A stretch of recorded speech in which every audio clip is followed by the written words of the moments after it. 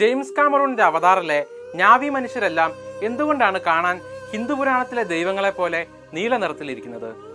James കാമറൂണിനോട് India today സംഘടിപ്പിച്ച സംവാദത്തിൽ ഈ ചോദ്യം ചോദിച്ചത് 12th ഫെയിൽ എന്ന ചിത്രത്തിന്റെ സംവിധായകനാണ്. ചെറുപ്പം മുതൽ ഹൈന്ദവ സങ്കല്പം, ഇവിടുത്തെ ആർക്കിടെക്ചർ, ആരാധനാ സമ്പ്രദായം എന്നിവയോടെ എനിക്ക് വല്ലാത്ത ക്രേസ് ആയിരുന്നു. ചിത്രത്തിൽ നിങ്ങൾ കണ്ടെത്തിയ സാമ്യതകൾ ചിലത് അറിയാതെയും ചിലത് അറിഞ്ഞുകൊണ്ടും സംഭവിച്ചതാണ് എന്നാണ് ജെയിംസ് കാമറൂൺ മറുപടി പറയുന്നത്. ചിത്രത്തിന് ഹൈന്ദവ സങ്കല്പവുമായുള്ള ബന്ധം അവതാർ എന്ന പേര് മുതൽ തുടങ്ങുന്നു. ഒരു പ്രത്യേക ഉദ്ദേശത്തോടു കൂടി പുതിയൊരു ജന്മം എടുക്കുന്നതിനെയാണ് ഇന്ത്യക്കാർ അവതാർ അല്ലെങ്കിൽ അവതാരം എന്ന വാക്കിലൂടെ ഉദ്ദേശിക്കുന്നത്.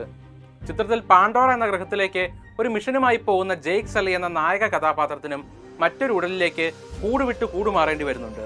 ചിത്രത്തിന്റെ കഥയുടെ പ്രാരംഭഘട്ടത്തിൽ ഞാവി മനുഷ്യരെ മഹാവിഷ്ണുവിനെയൊക്കെ പോലെ 2ലധികം കൈകളുള്ളവരായിട്ടായിരുന്നു കാമറൂൺ ഡിസൈൻ ചെയ്തത്.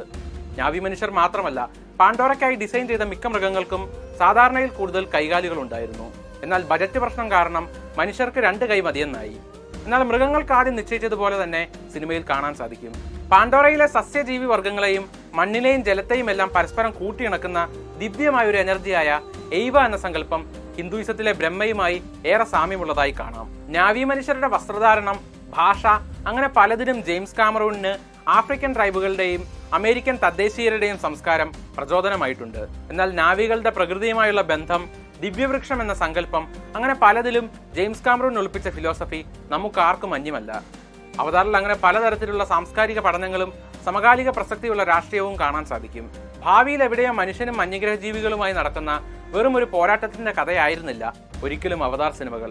പ്രകൃതി വിഭവങ്ങളെ ചൂഷണം ചെയ്യുന്ന അമേരിക്കയുടെ ക്യാപിറ്റലിസ്റ്റ് കോർപ്പറേറ്റ് സംസ്കാരം, അവർ അമേരിക്കയിലെ തദ്ദേശീയരോട് ചെയ്ത ക്രൂരത എന്നിവ മാത്രമല്ല, ഇന്ത്യ അടക്കമുള്ള ലോകരാജ്യങ്ങളെ കൊള്ളയടിച്ച് നൂറ്റാണ്ടുകളോളം അധീനതയിൽ വെച്ച ബ്രിട്ടന്റെ നെറികെട്ട കൊളോണിയൽ നയത്തിനുമെല്ലാം എതിരെയുള്ള ശക്തമായ ചോദ്യങ്ങളും ചെറുത്തുനിൽപ്പുകളും അവതാറിൽ ജെയിംസ് കാമറൂൺ കരുതി വെച്ചിട്ടുണ്ട് എന്നത് ശ്രദ്ധേയമാണ്. ഉറക്കത്തിൽ കാമറൂൺ കണ്ട ഒരു സ്വപ്നത്തിലെ ചില ദൃശ്യങ്ങൾ ഉണർന്ന ശേഷം അയാൾ പേപ്പറിലാക്കി. എഴുതി തയ്യാറാക്കിയ തിരക്കഥ 15 കൊല്ലത്തിന് ശേഷമാണ് സിനിമയായത്. മോഷൻ ക്യാപ്ചർ എന്ന സാങ്കേതിക വിദ്യയുടെ വളർച്ചയ്ക്കുള്ള കാത്തിരിപ്പായിരുന്നു ആ കാലയളവ്. തന്റെ ആവശ്യം വേറെ ആരും നിറവേറ്റില്ല എന്ന ബോധ്യം ഉള്ളതുകൊണ്ട് തന്നെ സ്വയം ചില കണ്ടുപിടുത്തങ്ങളിലൂടെ ആ ടെക്നോളജി അയാൾ പലവട്ടം വികസിപ്പിച്ചു. ചിത്രം നിർമ്മിക്കാനായി ഒരു വമ്പൻ സ്റ്റുഡിയോയെ സമീപിച്ചപ്പോൾ അവർ ആദ്യം മുന്നോട്ട് വെച്ച നിർദ്ദേശം ഇതായിരുന്നു: എല്ലാം കൊള്ളാം, പക്ഷെ ആ പ്രകൃതി സംരക്ഷണവും കോർപ്പറേറ്റിനെ വില്ലനാക്കുന്ന പരിപാടിയും ഒക്കെ അങ്ങ് മാറ്റിപ്പിടിക്കാം, എന്നിട്ട് കഥ മറ്റൊരു ട്രാക്കിൽ പോകട്ടെ.